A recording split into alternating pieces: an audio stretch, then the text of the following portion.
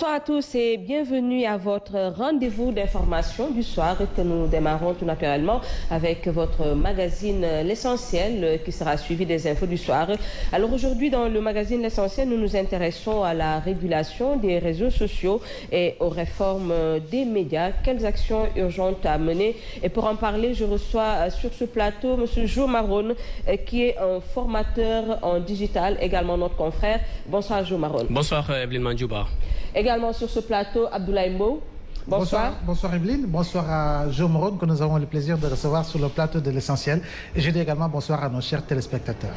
Jo Maron, je disais tantôt pour le thème que nous allons nous intéresser à la régulation des réseaux sociaux. Les réseaux sociaux qui sont devenus un moyen incontournable de la communication, mais c'est quand même un gros no man's land.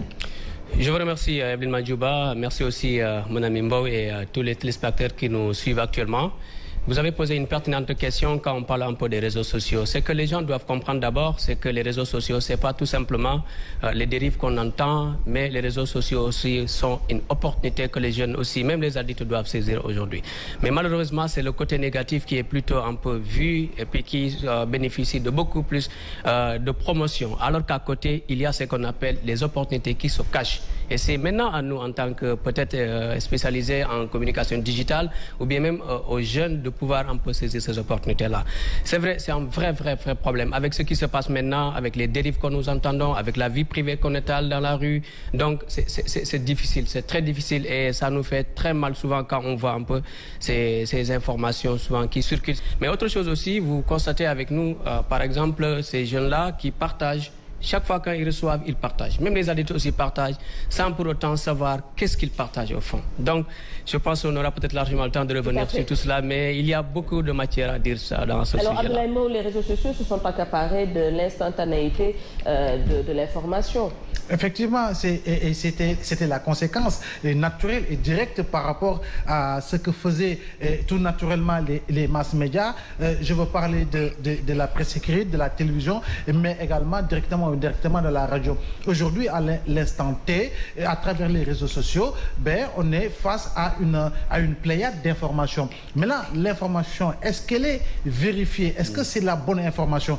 Parce que nous vivons l'ère et l'époque justement des fake news, des infox et des intox, et véritablement les réseaux sociaux sont le nid caractérisé justement de ces fausses informations. Jo l'a dit, c'est également un aspect ludique qui est surexploité et véritablement on y brise des carrières, on y disloque des familles, on véritablement met en évidence le contenu et le contenant de la vie privée d'autrui sans tenir compte véritablement des conséquences. Ma foi, il est urgent et pourtant que chaque utilisateur puisse connaître la quintessence véritablement et l'objectivité des réseaux sociaux et aller dans le sens d'une bien meilleure utilisation, même si l'on sait que l'aspect ludique ne peut du tout manquer dans l'utilisation de ces réseaux sociaux. Alors, Jo Maron, au regard des dérives que l'on note au quotidien, est-ce que la population sénégalaise a été assez préparée à cette percée des réseaux sociaux, à l'utilisation utile des réseaux sociaux?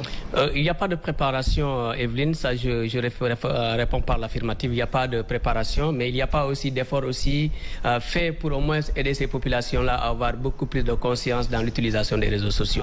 Avec des jeunes que j'ai rencontrés hier, on échangeait justement sur ces opportunités-là offertes par les réseaux sociaux. Je disais, nous avons subi quand même la loi de ces réseaux sociaux et malheureusement, nous n'avons pas la force de faire face à ces réseaux sociaux-là. Et pour moi, la seule solution aujourd'hui, c'est au moins faire comprendre à ces utilisateurs-là que les réseaux sociaux, au moins, ce sont des utilités, ce sont des opportunités qu'il faut saisir. Mais si on n'est pas formé à l'usage des réseaux sociaux... Mais est-ce qu'il y a un programme de vulgarisation de ces opportunités dont vous parlez dans les réseaux sociaux? On parle beaucoup de promotion, on parle beaucoup de politique, mais au fond, ce n'est pas des politiques qui sont très efficaces. Moi, l'année dernière, j'ai aidé des jeunes, par exemple, qui ont mis en place un projet pour aller faire le tour des différentes écoles du Sénégal pour former les jeunes, c'est-à-dire les enfants à partir même du bas âge. Vous êtes à l'école primaire, vous devez au moins avoir ce qu'on appelle la culture du numérique. On doit vous former, par exemple, sur les avantages, sur les dangers. Si vous grandissez comme ça, arrivé à l'université, au moins vous aurez la conscience, vous aurez aussi une maîtrise de ces réseaux sociaux-là. Si on ne vous forme pas à bas âge, voilà ce qui arrive. Donc on reste là, donc on est très âgé, là on a 20 ans, on a 25 ans, et qu'est-ce qui va se passer?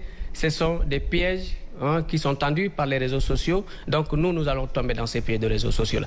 Il y a des programmes, certes, mais ces programmes, pour moi, ce ne pas des programmes qui sont très efficaces. Et je pense que les autorités gagneraient beaucoup plus en insistant sur ces formations-là. Si on forme, par exemple, ces jeunes-là à l'éducation au numérique, ils comprennent davantage c'est quoi les réseaux sociaux, pourquoi je dois être sur les réseaux sociaux. Si je suis sur les réseaux sociaux, qu'est-ce que je dois publier, qu'est-ce que je ne dois pas publier, qu'est-ce que je dois partager, est-ce que j'ai le droit, moi, d'étaler ma vie là où je n'ai pas la possibilité de contrôler. Parce que les réseaux sociaux, il faut savoir, quand on publie, on est l'auteur d'une publication, mais on n'est pas le maître de la publication, parce qu'on ne peut pas contrôler et ça nous échappe. C'est ça le danger. Alors, Abdoulaye Mbow, est-il possible de réguler alors ce secteur-là? Ma foi, oui, il n'y a aucun secteur qu'on ne puisse pas réguler. Je crois bien qu'il faut se conformer aux lois et règlements. Il faut se conformer... Ce sont des réseaux qui ont pénétré nos vies. Effectivement, et qui font partie de nous, qu'on le veuille ou non. Cependant, vous savez, le danger au niveau dans les réseaux sociaux, justement, c'est ce que je viens de dire et ce que je viens de soutenir. Autrement dit, que la personne qui utilise les réseaux sociaux ne puisse pas déceler le niveau de dangerosité véritablement du réseau social. L'impact que le réseau social pourrait avoir par rapport à sa vie de tous les jours, par rapport à sa carrière professionnelle, parce qu'en réalité, on se dit que c'est un milieu ludique. C'est un milieu où véritablement tous les jeux sont permis et il faut savoir que c'est dans le domaine d'Internet et ce qui est publié dans Internet d'ici 30 ans, d'ici 50 ans sera toujours présent dans Internet. Mais est-ce que la difficulté ne demeure pas dans le fait que ces réseaux sociaux nous viennent d'Israël, des États-Unis, des pays tellement développé? Moi, j'ai entendu, je ne vais pas citer son nom, dire qu'il ne va pas du tout proposer l'utilisation de Facebook à son fils. Vous savez de qui je parle? Effectivement. Donc, et quelque part, il peut avoir raison. Chez nous, en fait, il n'y a pas de contrôle à tous les niveaux, à toutes les échelles. Vous avez vu récemment, aux États-Unis, on a convoqué les principaux propriétaires, justement, de GAFA. L'Union européenne, assez souvent, prend des mesures coercitives contre, justement, les propriétaires GAFA. Chez nous, ce n'est pas le cas, c'est loin d'être le cas. Je crois bien qu'aujourd'hui, et plus que jamais, il nous faudra réfléchir, je l'ai dit sur ce plateau, pourquoi ne pas penser à un réseau social africain? Parce qu'au Sénégal et un peu partout en Afrique, on n'y travaille pas trop, sauf dans certains pays tels que le Kenya, le Nigeria, au Botswana, etc. Ils sont en train de mettre en place, en tout cas, une touche nouvelle par rapport à l'approche que l'on devrait avoir, justement, du contenu numérique. Donc, nous, il nous faudra insister sur le niveau de formation, surtout pour ceux-là et celles-là qui sont dans les écoles.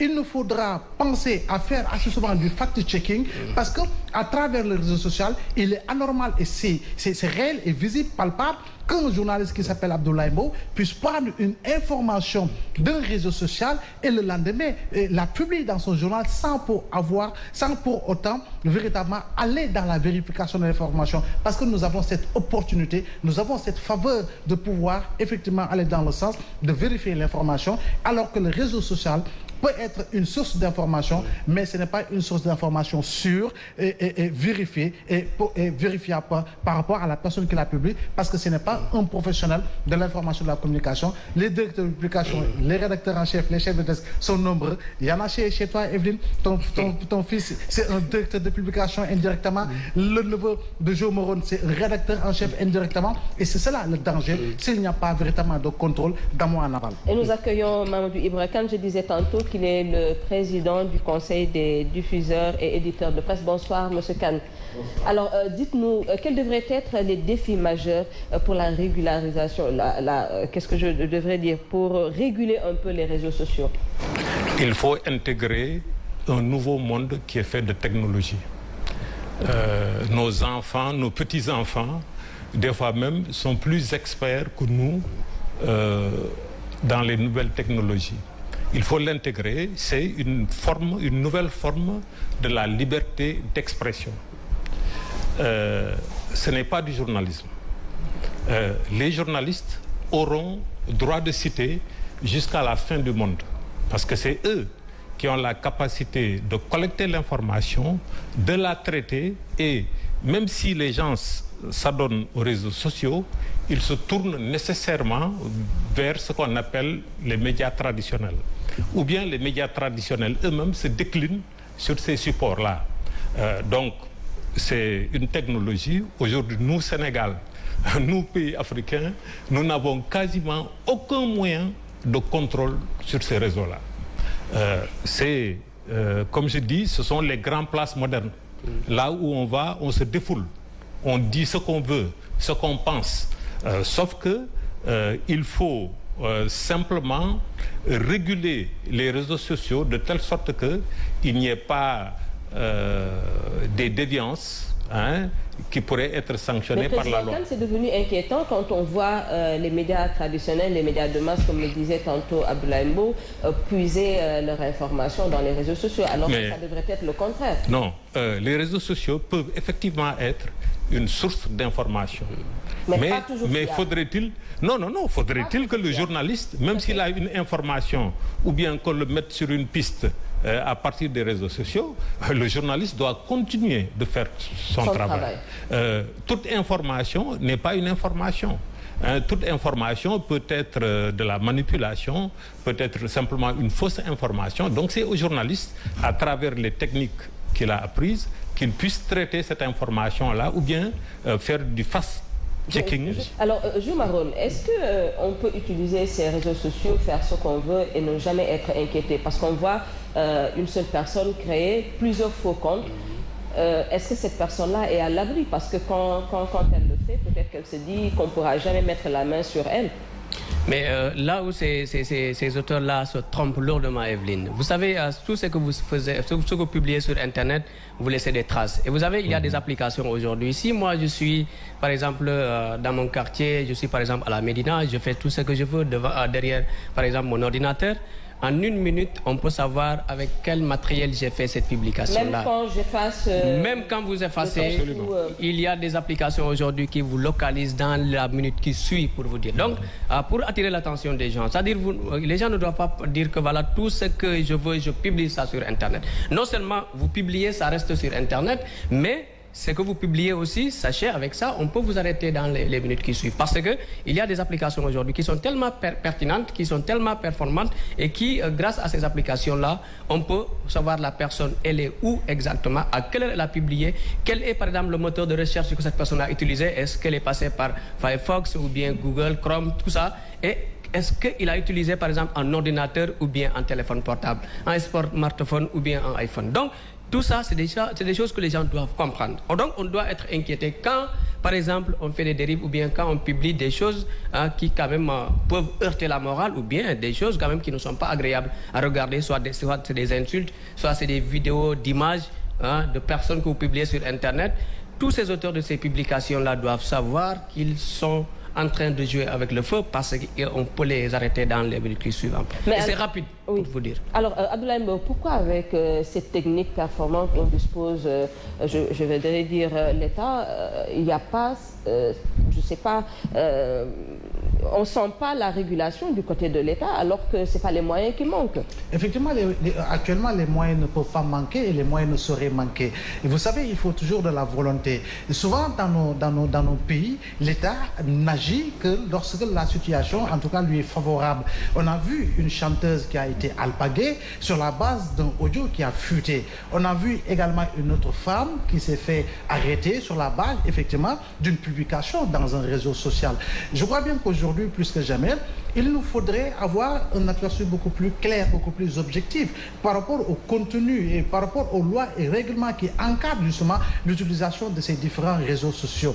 Et moi, je suis de ceux qui le disent et qui le soutiennent.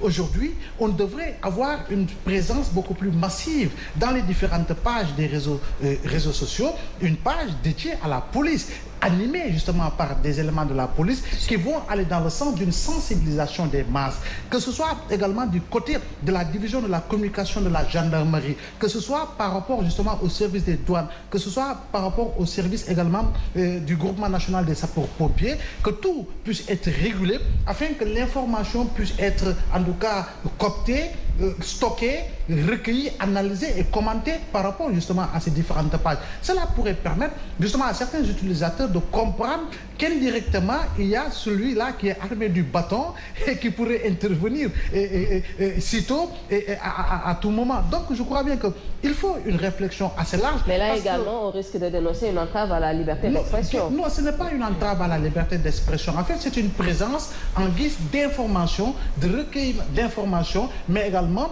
si par exemple Doyen Mamadou Ibra Kane peut saisir directement la police à travers sa page Facebook pour une ou deux questions, c'est une opportunité et par rapport à une information qui ne sera pas seulement partagée avec sa personne, mais avec pratiquement toute la communauté. Donc, je crois bien que c'est important. Vous avez vu en Turquie, à un moment donné, il y avait eu une tentative de coup d'État. Mais le président Erdogan avait utilisé les réseaux sociaux pour appeler le peuple justement à l'aide et au soutien. Ce qui veut dire que ces réseaux peuvent être une bonne opportunité par rapport à une notion éducative justement des masses populaires. Aujourd'hui en Birmanie, ce qu'il s'y passe, un peu partout dans les autres pays où il y a une forte crise, dans les pays maghrébins avec la crise de 2011, avec le printemps arabe, je crois bien que les réseaux sociaux ont joué un rôle majeur par rapport à la prise de conscience justement collective et par rapport justement à la démarche citoyenne et patriotique qu'il faudrait avoir. Nous, au Sénégal, quand on voit aujourd'hui la scène, je ne parle pas des réseaux sociaux, mais ce qui se passe, l'aspect ludique qui est pratiquement dominant au Sénégal, en réalité, au moment où les Tunisiens sont en train, ont inventé, créé leur satellite, nous on crée de nouvelles danses. C'est ça en fait la maladie au Sénégal. Et cela a une répercussion par rapport à l'image que le Sénégalais peut donner à travers sa publication dans les réseaux sociaux. On se limite uniquement à cet aspect ludique. Il faut faire rigoler, il faut ceci, il faut cela. Et justement la comédie, à mon avis, à mon sens, a des limites objectives et par moment, il faut véritablement miser sur le sens de l'éducation par rapport à l'utilisation de ces réseaux sociaux. Mais vous me rejoignez, Abdoulaye, tantôt quand je disais qu'on n'a pas du tout été préparé à l'utilisation de ces réseaux sociaux.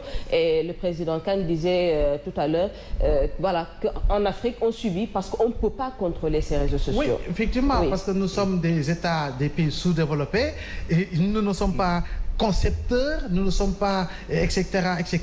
Donc, ma foi, il nous faut impérativement nous adapter par rapport au temps du numérique. Le point, il a dit, nous sommes au 21e siècle, nous sommes en 2021 et ça va aller crescendo. Vous verrez d'autres réseaux sociaux qui vont être sous peu et qui vont encore envahir nos marchés. Alors, Président Kane, qu'est-ce qu'il faut faire concrètement pour accompagner une bonne utilisation des réseaux sociaux? Les réseaux sociaux, comme de manière générale les médias, anciens ou nouveaux, sont une opportunité extraordinaire d'apprendre. Nous sommes au XXIe siècle, c'est le siècle de la connaissance. Le troisième millénaire est véritablement le siècle de la connaissance. Nous avons une population qui est à moitié analphabète.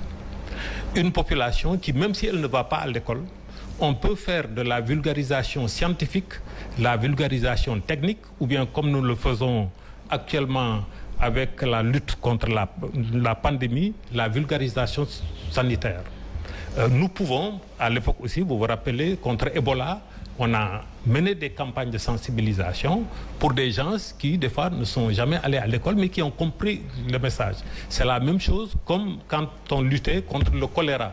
C'est la même manière, par exemple, que des pays comme le Maroc, qui n'a pas un paysan plus évolué que le paysan sénégalais, mais qui a pu faire la révolution agricole au Maroc à partir de la fin des années 70.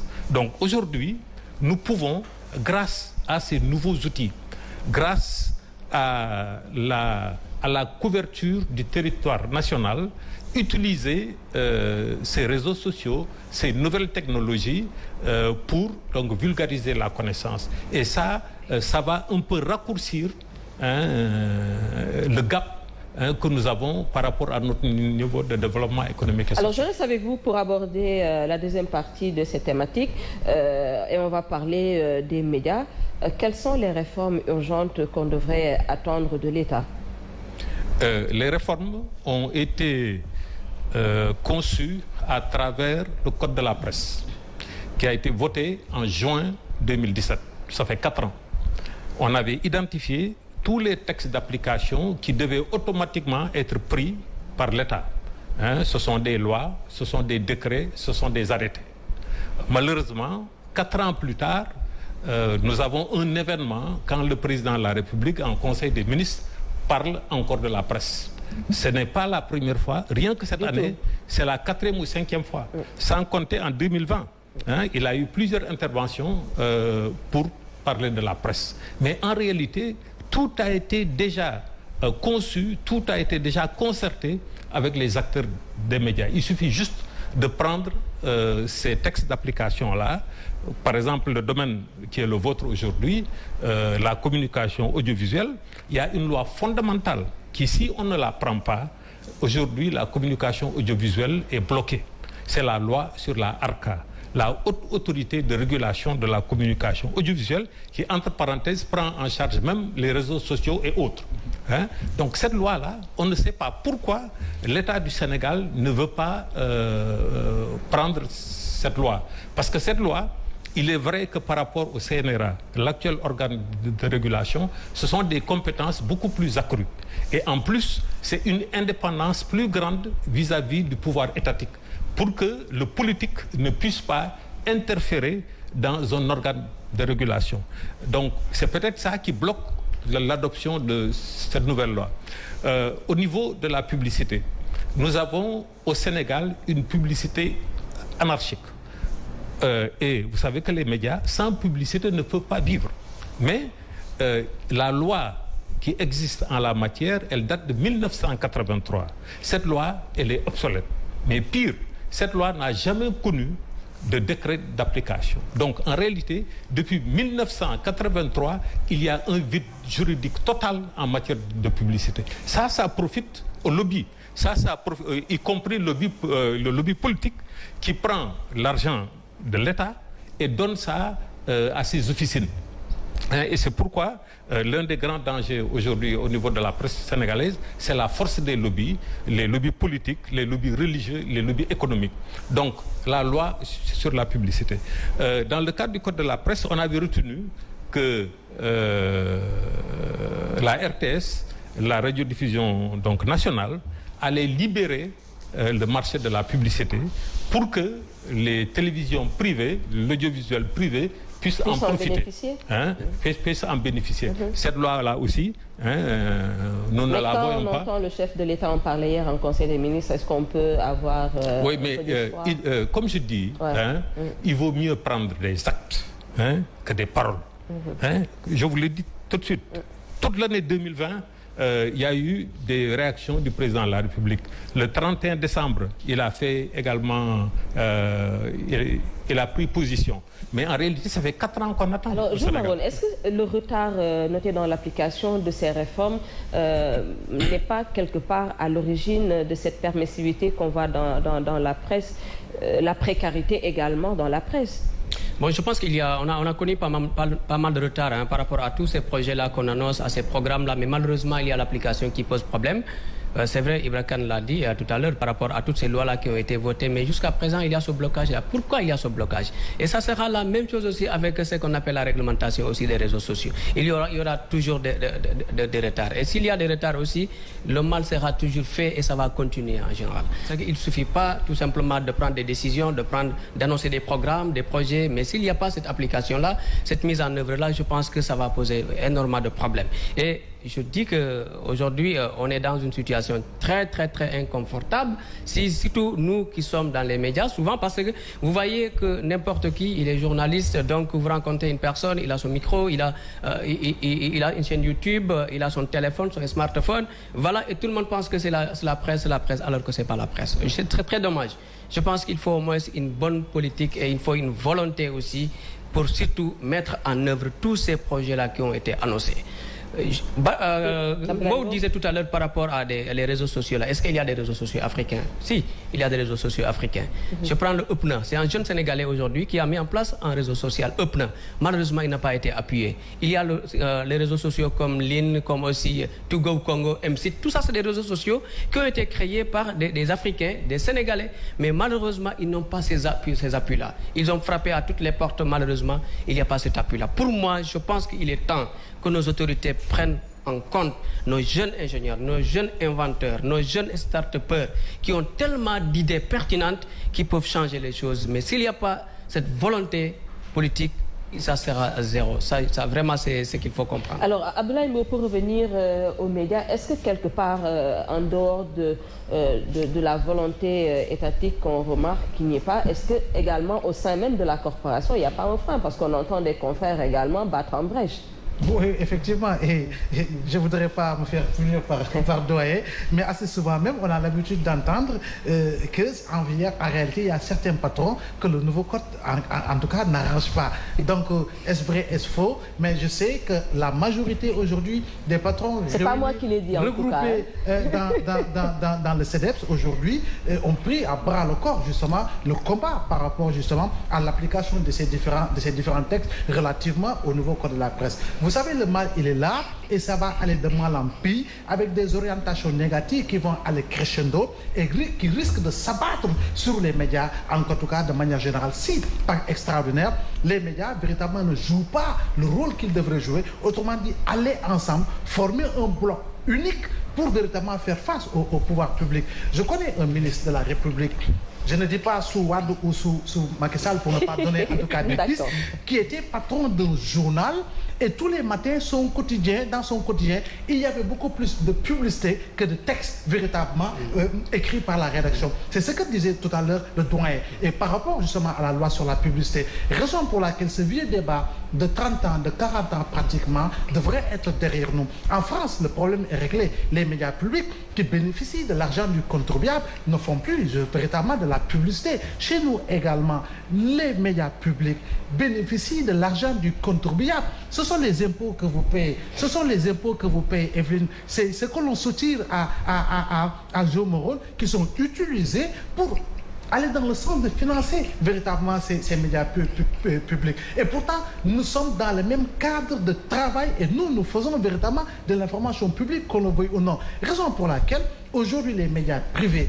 dans le grand ensemble devraient être mieux soutenus. Le président s'est même mis dans les habits d'un chef de programme des différentes télévisions de la place. Parce qu'en réalité, est-ce que le contenu rédactionnel pourrait le déranger? Mais il faudra qu'il se rappelle qu'il y a deux éléments qui sont essentiels dans la pratique du journalisme, autrement dit la liberté, mais également l'indépendance. L'indépendance, pas dans l'anarchie, parce que fort heureusement, nous avons notre gendarme, nous avons notre chef de parquet, qui est le correct. Donc, il nous faudra véritablement y aller avec responsabilité. Maintenant, il y a un premier pas qui a été fait avec véritablement la confection de la carte nationale de presse. Je crois bien que c'est un pas en avant pour véritablement aller dans le sens d'un assainissement, mais ma foi, il nous faudra une régulation qui permettrait aux acteurs, je dis bien aux acteurs des médias, de pouvoir donner les bonnes orientations, de pouvoir donner les bonnes pistes afin que l'on ait un secteur de la presse beaucoup plus régulé,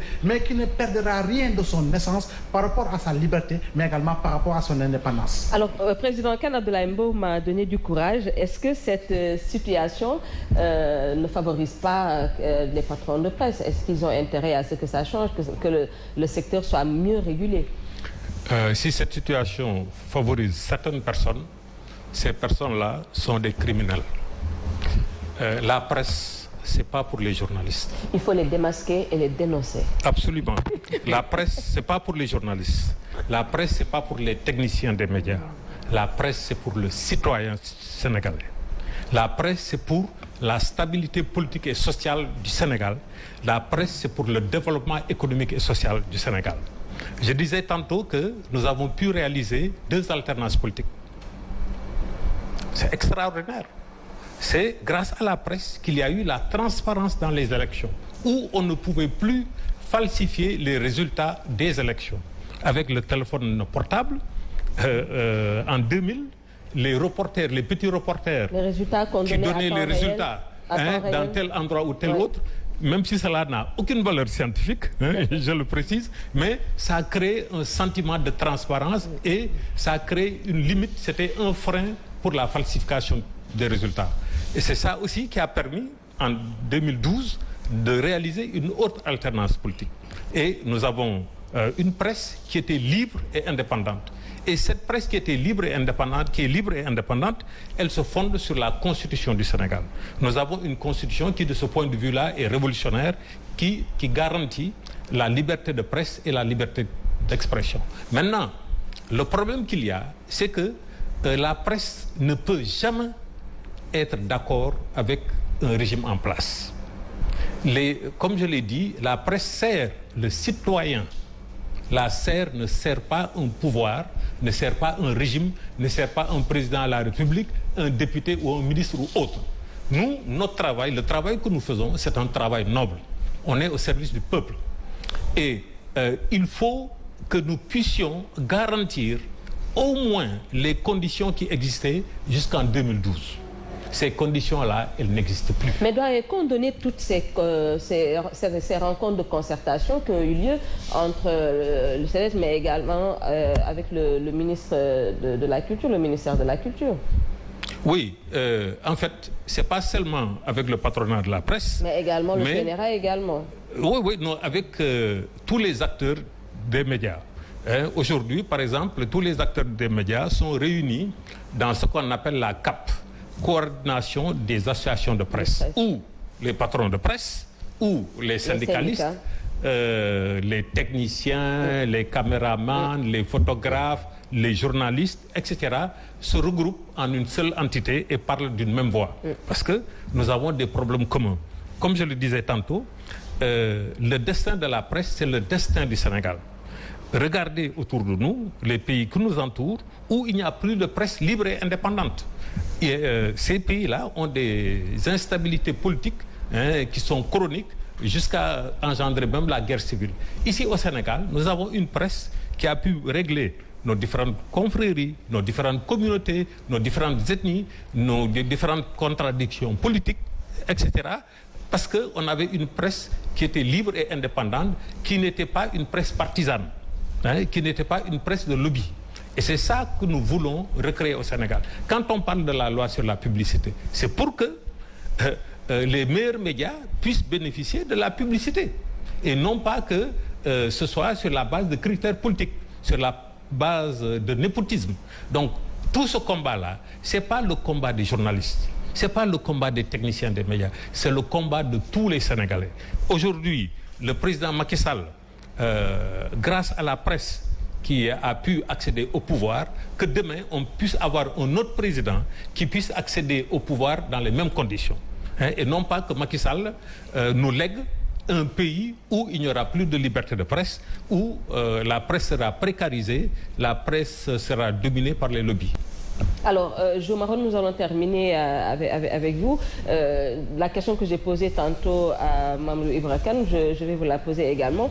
Est-ce qu'au sein même de la corporation, il n'y a pas des journalistes qui n'ont pas intérêt à ce que le secteur soit régulé parce qu'ils sont devenus des businessmen de l'information? En tout cas, à ce que je sache, je sais même parmi beaucoup d'hommes politiques, vous savez déjà, il y a beaucoup qui ont des organes de presse, qui ont des sites même internet. Et ces gens-là, est-ce que vous pensez... c'est des moyens de pression. Oui, est-ce que vous pensez que ces gens-là ont intérêt à ce qu'on régule tout ça? Donc, je pense que il y a beaucoup de choses à dire dans cette affaire. Mais pas que les hommes politiques, mais au sein même de la corporation, des journalistes qui sont devenus des businessmen de l'information et qui ne voudraient pas qu'il y ait une régulation. Ah oui, non, il y en a, mais je pense que Evelyne, c'est qu'il faut retenir quand même. Nous avons une presse très responsable, même si quand même il y a peut-être certaines fautes, de choses à dire. Mais non, Evelyne. Il y a quand même une presse responsable aujourd'hui. Nous avons une presse quand même très responsable quand même. Si on compare notre presse à ce qui se passe ailleurs quand même, nous avons eu la chance de voyager, mais on a constaté quand même des gens qui vraiment ce qu'ils font, c'est tout sauf la presse. Et moi au Sénégal quand même, on a la retenue en fait. On n'a jamais brûlé le Sénégal grâce à la presse aussi. Tout à fait. Quand même, on a fait des efforts. Il faut terminer avec vous rapidement. On ne se jette pas des fleurs. Aujourd'hui, il y a la corruption au Sénégal. Tous nos jeunes reporters qui vont dans les manifestations, ils reçoivent des per diem. Ça, c'est de la corruption. OK? Il y a effectivement des patrons de presse qui ont leur salaire qui leur est payé à partir d'autres sources, des forces occultes. Il y a des entreprises de presse qui ne vivent pas de leur activité. Une entreprise qui ne vit pas de son activité, mais c'est une entreprise qui est financée par des lobbies. Nous avons tout ça. Par là, oui. Nous avons tout ça, mais nous avons d'excellents journalistes, des journalistes républicains, beaucoup de journalistes qui sont honnêtes, qui n'ont pas de voiture 4x4 à 60 millions et autres, mais qui sont en réserve de la République pour servir le citoyen sénégalais. Et ce sont ces gens-là qu'il faut encourager en créant un cadre juridique. C'est pourquoi on se bat pour le texte d'application. Bien dit. Merci à vous, Mamadou Ibra Kane, président du SADEPS. Merci également à Jo Maron. Merci d'avoir accepté notre invitation. Abdoulaye Mbow, bonsoir. Chers téléspectateurs, je vous retrouve dans un moment après la page commerciale pour les infos du soir.